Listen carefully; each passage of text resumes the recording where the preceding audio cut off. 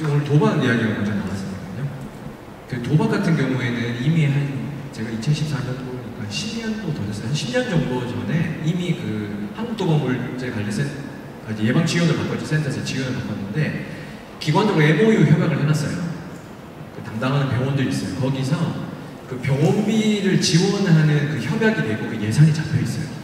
그래서 사실은 한국도박물제 관련 예방지원 같은 거 일단 무료니까요. 일단 상담 일단 다 100% 무료고.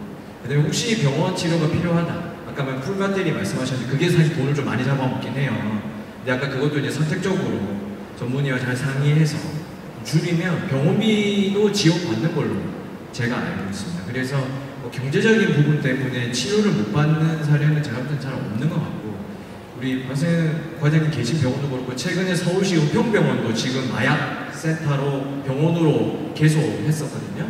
조성남 센터장님 계실 때 거기도 어쨌든 서울시에서 운영하고 있기 때문에 뭐 그런 부분들에서 크게 부담은 될 수 있지만 그래도 큰 부담은 되지 않지 않겠다. 뭐 이런 정보를 드려봅니다. 네, 혹시 뭐 더 질문 있으실까요? 예. 이게 사실 초기 계획이잖아요. 이제 초기 계획이라고 의심이 된다고 했을 때 청소년이 갑자기 이제 함께 병원을 가자, 상담을 하러 가자 하면 사실은 되게 저는 불쾌감이 많이 들 것 같아요. 그래서 오히려 어떻게 이렇게 거부감 없이 아이를 병원이라든가 상담을 받게 해야 될지 좀 의문이 되게 현실적인 질문을 해주셨습니다. 답변 예, 치아 시기를 보는 게 이건 정말 근데 중요한 말씀을 드리는 거예요. 특히 선생님들도 그렇지만 보호자들, 부모님들이 이 청소년기를 건너실 때 그 이전에 친하신 걸로 건너가는 거라서 갑작스럽게 어떤 특별한 비법이 존재하지 않습니다. 실제로 상담에 오면은 도박 상담이에요 이러고 왔지만, 중독 상담이에요 이러고 왔지만, 중독 문제에 대해서 이 친구가 원하기 전에는 저는 일체 다루지 않습니다. 그리고 차라리 상담 시간에 나가가지고 밥 먹자 그래서 햄버거 먹고 짜장면 사주고 그래요. 그래서 왜냐하면 이 중독자가 가지고 있는 내면의 깊은 수치심, 존재적인 수치심에 대해서 이해를 좀 공감을 하고 들어가셨으면 하는 마음이 있습니다. 다짜고짜 좀 대놓고도 그렇게 얘기해요. 선생님의 중독 얘기 안 해요. 여러분 처음 보는 통동부 아저씨한테 와가지고서는 갑자기 너 중독자야, 우리 중독 상담하자 이러면 네가 말을 듣겠냐 그러면 에이 그래도 들을 만한 듯죠. 이제 지가 이런 식으로 얘기를 해요. 그럼 그때서부터는 이제 교육을 합니다. 네가 중독자가 아니라 그럼 너 나랑 중독에 대해서 공부하자. 그래서 처음에 친하고 그 다음에 중독에 대해서 공부하고 그 다음에 좀 내가 좀 심각한 것 같은데요. 그럼 저희가 아는 좋은 선생님 계신데 병원 좀 한번 갈까? 이제 이렇게 진행이 됐으면 합니다. 그래서 친하시기를 부탁드립니다. 네, 좋은 말씀이신 것 같은데요. 저는 그냥 수단과 방법을 가리지 않고 일단 오시면 저희가 알아서 해결한다라고 말씀드릴 수 있을 것 같은데, 수단과 방법을 가리지 않는다는 것은 강압을 의미하는 것은 아닙니다. 이 친구가 갖고 있는 문제가 뭐 하나라도 공감할 수 있는 포인트가 있다면 그 부분을 짚어서 가져오시는 것도 괜찮은데요. 일반 평범한 가정이라 그러면 부모님이랑 아이랑 자꾸 싸운다. 야, 병원 가서 누가 맞는지부터 들어보자. 뭐 이런 식의 접근도 가능하고요. 뭐 학교 생활에서 공부가 좀 잘 안 된다. 이런 공부 잘하는 비결이 있는지 알아보자도 괜찮고, 잠을 잘 못 자면은 잠을 잘 자는 비결을 알아보자라든지 무슨 방법이든지 가지고 공감할 수 있는 이슈를 가지고 나타나시는데, 마찬가지로 저도 그 이슈를 가지고 먼저 작업을 시작을 합니다. 그런 다음에 곁다리로 잠을 잘 못 잤는데 알고 보니까 게임도 너무 많이 해서 게임도 좀 줄이면 잠도 잘 수 있겠다. 학업 성적을 올리고 싶으면은 스마트폰이랑 게임을 좀 이렇게 줄여볼까? 이런 것도 가능하고요. 부모님이랑 갈등이 있는 청소년이 누가 맞냐고 찾아왔을 때 전 절대로 부모님의 대리인이 되지 않습니다. 이제 자식 따로 내보내고 부모님만 얘기하고 싶어 하시는 분들이 상당히 많으세요. 근데 저는 그런 상황에서 따로따로 면담하신 선생님들도 있기는 한데, 저는 항상 같이 불러놓고 이야기를 하거든요. 서로가 상대방에 대해서 무슨 이야기를 하는지 이 자리에서 공유를 해야지 우리가 진짜 진짜 문제에 직면이 가능하고 해결이 가능하다라고 이렇게 말씀을 드립니다. 그래서 그 문제를 같이 다루고 부모님이 꼭 막 우리 애 이런 거 있어요 이러면서 쪽지도 막 주세요. 그럼 막 이거 꼭 얘기해달라고 막 그러실 때 그렇지 않고 그냥 항상 있는 데서 말씀하시라고 하고 아이도 나름대로 그렇게 생각하는 이유와 행동하는 이유가 있기 때문에 그것을 같이 앉아서 얘기하는 것만으로도 꽤 큰 진전이 옵니다. 왜냐면은 둘이 얘기하면 무조건 싸우고 소리를 높이는데 제가 그 앞에 그냥 앉아있고 저한테 얘기하는 각자의 얘기를 해도 훨씬 안 싸우고 평화롭게 이야기가 되거든요. 그래서 그런 식으로 접근을 하면 돼서 무슨 방법이든지 가리지 않고 정말 찾아오시면 좋을 것 같습니다. 네, 감사합니다. 그 끝까지 안 오는 집 있잖아요. 끝까지 안 가는 애들 있거든요. 네, 그때는 부모 교육하시면 됩니다. 네, 부모 교육을 해놓으면 됩니다. 미리 내 남자는 안 와도 되고 엄마만 아버지만 오라고 하셔갖고 시나리오를 알려드리고 이런 준비를 하고 계시고 집에서는 이렇게 표현하시면 될 것 같습니다라고 내 남자 말고 부모님들을 준비시켜 놓으시면 이게 2차적으로 오게 되는 계기가 되는 거예요. 왜냐면 도박세타는 스스로 하는 사람 별로 없어요. 사고 쳐서 부모 손에 걸려오는 경우가 거의 7할 8할이기 때문에 안 오는 경우가 많아요. 그래서 그때는 가족들 먼저 오세요 해가지고 가족들 먼저 좀 자주 먼저 보내는 경우도 있어요. 거기서 이렇게 애들 어떻게 다루는지 좀 배우시고 하시는 경우도 있을 것 같습니다. 예, 그러면 두 번째 포위 문제 넘어가보겠습니다. 이거 좀 두 분께 좀 개인적인 질문일 수도 있을 것 같은데요. 실제 이제 중독 상담과 진료 현장에서 느끼는 가장 큰 어려움이 있다면 뭘까?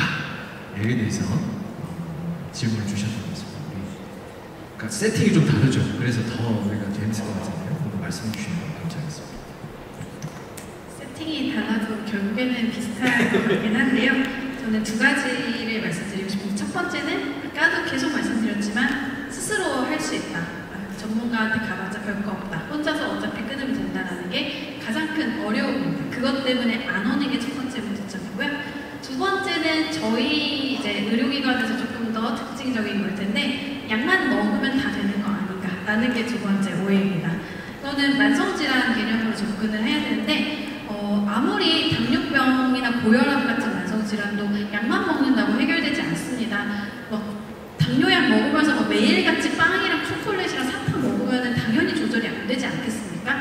마찬가지로 중독 문제에 있어서도 정신과적인 치료, 상담, 약물 다 사용을 하지만 본인들도 생활 습관을 개선을 하려는 노력이 있어야 되고 그 부분도 같이 다뤄줘야 되는데 하나 이제 상담센터에 가서 부모 교육을 시행을 하시고 이러이러 생활 조건을 바꿔보세요라고 말하면 또 그런가 보다 하는데 병원에 왔는데 의사 선생님이 술 줄이는 팁을 알려주고 글쎄 도박 문제에 있어서는 금전 계획 세워주고 가족분들이 빚 갚아주지 마세요. 솔직하게 주변 사람들에게 얘기하세요. 스마트폰 없으세요. 이런 말씀을 드리면은 역시 정신과 가봐야 볼 거 없었어. 다 아는 얘기하네. 이런 반응들이 나오는 경우들도 있습니다. 그렇게 이제 전체적인 부분을 그리는 게 치료이고 약만 먹으면 다 되지 않는다. 뇌의 질환이지만 약만 먹는다고 해결되지 않고 포괄적인 생활 환경의 변화까지 같이 가져가야 된다라는 식의 인식 개선이 좀 되었으면 좋겠는 부분입니다.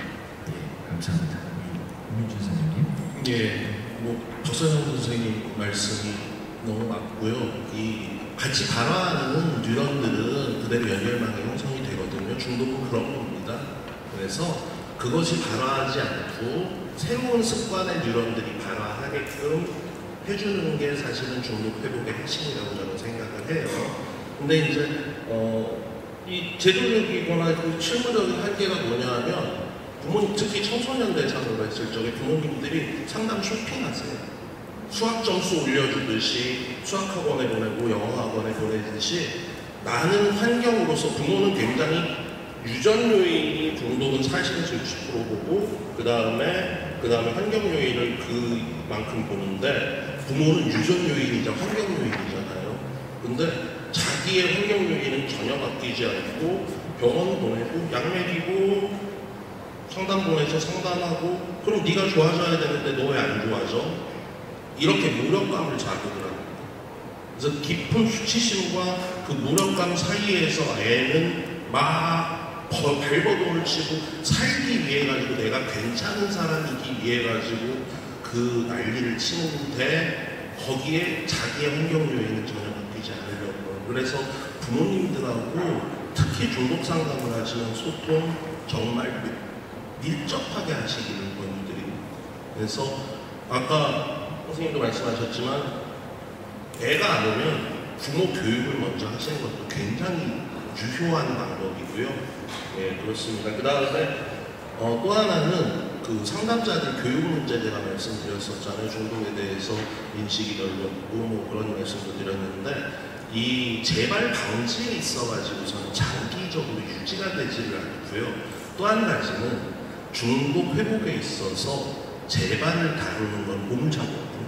근데 내가 100m를 막 가다가 20m에서 엎어졌는데 중독자들은 그 오로알 라테인이 있기 때문에 난 망했어. 엎어진 대로 그냥 지하를 파고 들어가거든요. 근데 20m 왔잖아요. 그럼 여기서 왜 넘어졌는지를 가지고 우리가 상담자들이 면밀하게 다뤄주면 그게 자산이 됩니다. 마치 제 친구들이 제가 청소년 상담한다 그러면 절반 정도는 네가 그렇고 절반 정도는 너 같은 애가 해야지라고 얘기를 해요. 근데 마찬가지로 재발 경험을 잘 다뤄주면 그거 자체가 자산이 됩니다. 그래서 재발 경험을 촘촘하게 위험 요인 어떻게 하다가 넘어졌는지 그런 것들을 좀 잘 다뤄갈 수 있으면 좋을 것 같습니다. 그리고 마지막으로는 자발성이 부족하기 때문에 저는 사실 중독 청소년들이 많이 잡혀왔으면 좋겠어요. 차라리. 그래서 법원에서 명령받고 그렇게 그거 아니더라도